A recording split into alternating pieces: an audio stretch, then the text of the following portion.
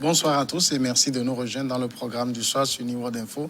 Ce jeudi, dans le décryptage de l'actualité, on va parler de la Centrafrique où la France a décidé de suspendre son aide budgétaire à Bangui par un appel téléphonique entre Emmanuel Macron et le président centrafricain Faustin Archange Touadéra.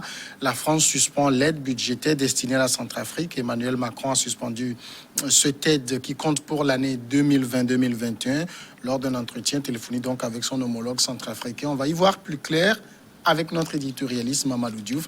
Bonsoir Mamadou Diouf. Bonsoir Samuel. Alors qu'est-ce qui explique cette décision de Paris de suspendre l'aide budgétaire à la Centrafrique? Eh bien, il faut dire que les Français en Centrafrique, pratiquement plus personne n'entend parler d'eux. Pourtant, tout le monde le sait, il y a une opération française qui a été menée au niveau de la Centrafrique. Et comme d'habitude, au départ, ils ont été accueillis quand même comme des sauveurs, si on peut l'appeler ainsi. Malheureusement, depuis quelque temps, le sentiment anti-français que l'on retrouve de façon générale en Afrique, ce sentiment également existe aujourd'hui à Bangui, où les populations sont plutôt pour les Russes que pour les Français.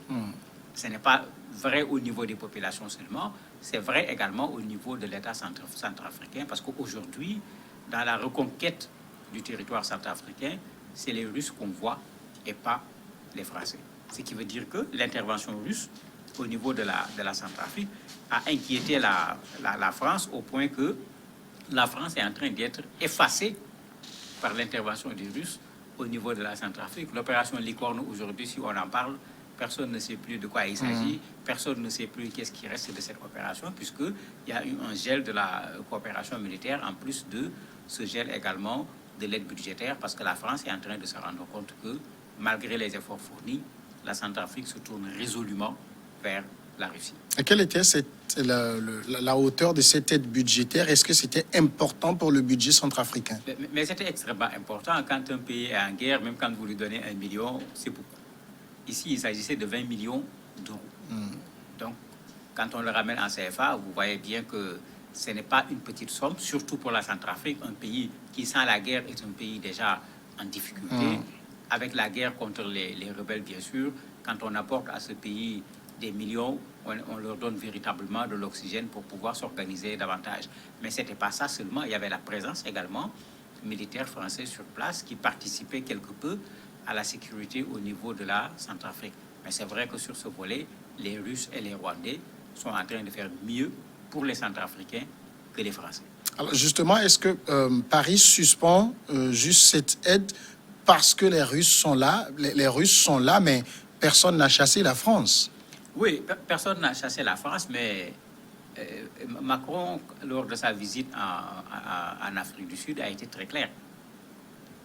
Il cite particulièrement Wagner en disant que le président Touadéra aujourd'hui est pris en otage par Wagner. Et tout le monde sait que Wagner, en principe, c'est un groupe privé russe qui n'a rien à voir avec l'État russe. Mais dans la pratique, tout le monde sait que c'est l'État russe qui a envoyé Wagner.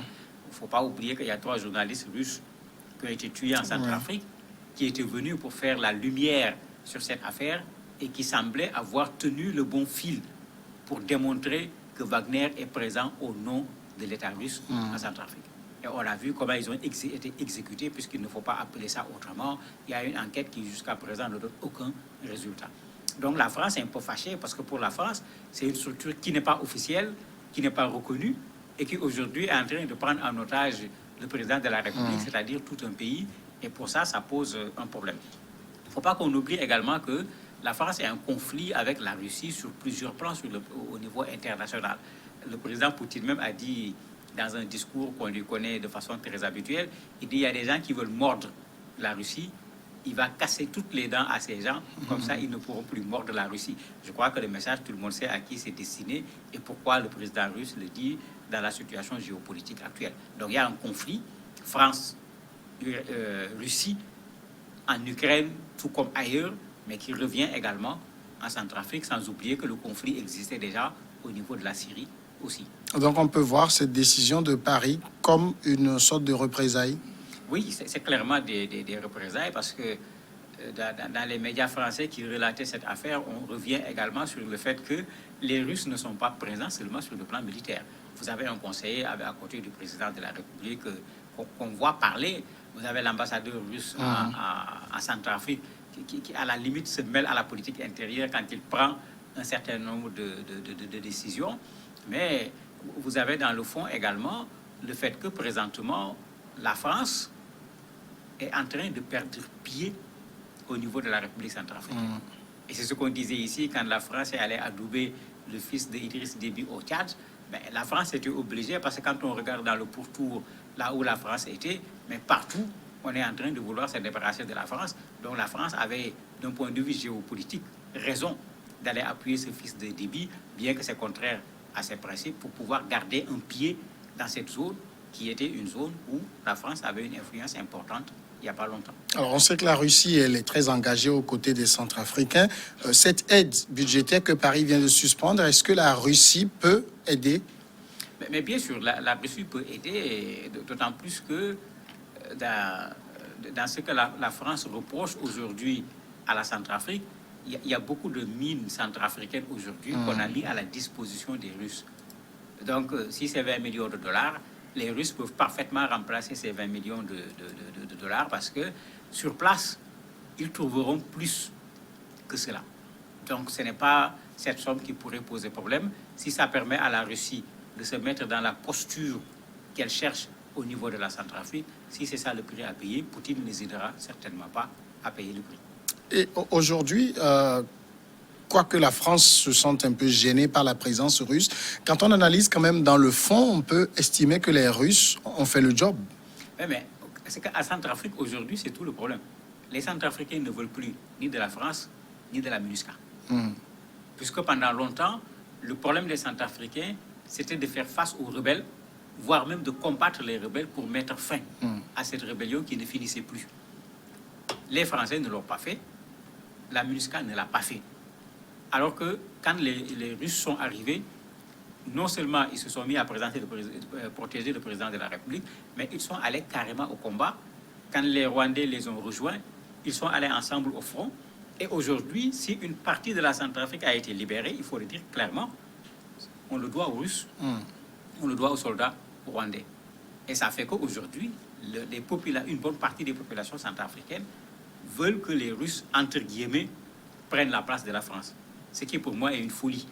Tu remplaces le loup français par un ours russe, ben, l'ours pourrait avoir beaucoup plus d'appétit même que le loup français, ce qui veut dire qu'on aura l'impression qu'on a libéré la Centrafrique, mais aussi bien les Français n'étaient pas là pour de la charité, aussi bien les Russes ne seront pas là pour de la charité. C'est aux Centrafricains de prendre leurs responsabilités s'ils veulent que leur pays soit développé.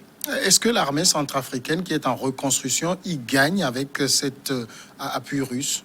Oui, il faut reconnaître que l'armée centrafricaine a beaucoup gagné, puisque la Russie avait exigé du Conseil de sécurité qu'on suspende l'embargo sur la livraison d'armes, ce qui a permis à la Russie de mettre des armes à la disposition de l'armée centrafricaine. On a vu les chars de combat, tout un ensemble de matériel militaire que la Russie a mis à la disposition de l'armée centrafricaine et les médias l'ont montré. Donc, d'un point de vue matériel militaire, ils ont amélioré la force de frappe de l'armée centrafricaine.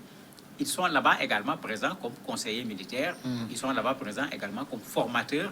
Donc, effectivement, leur présence apporte quelque chose à l'armée centrafricaine et ce n'est pas l'armée centrafricaine, en ce moment, qui va demander le départ des Russes de leur territoire. Alors, vous l'avez dit, Paris perd pied en Centrafrique. Est-ce qu'il y a des possibilités qu'elle reprenne la main? Il y a des possibilités, mais ça ne sera certainement pas avec Touadéra. C'est tout le problème. Alors qu'il vient d'être récemment réélu président de la République, donc théoriquement, il a tout un mandat à dérouler avant de pouvoir se faire remplacer. Mais tous les Centrafricains ne sont pas pour les Russes. C'est pourquoi je ne dis pas avec Touadéra. Vous avez le député Joseph Bendouga, qui, lui, se plaint du fait que les Russes prennent de plus en plus de place dans ce pays et il considère qu'il n'est pas normal que le président se raccroche aux Russes comme s'il était un naufragé.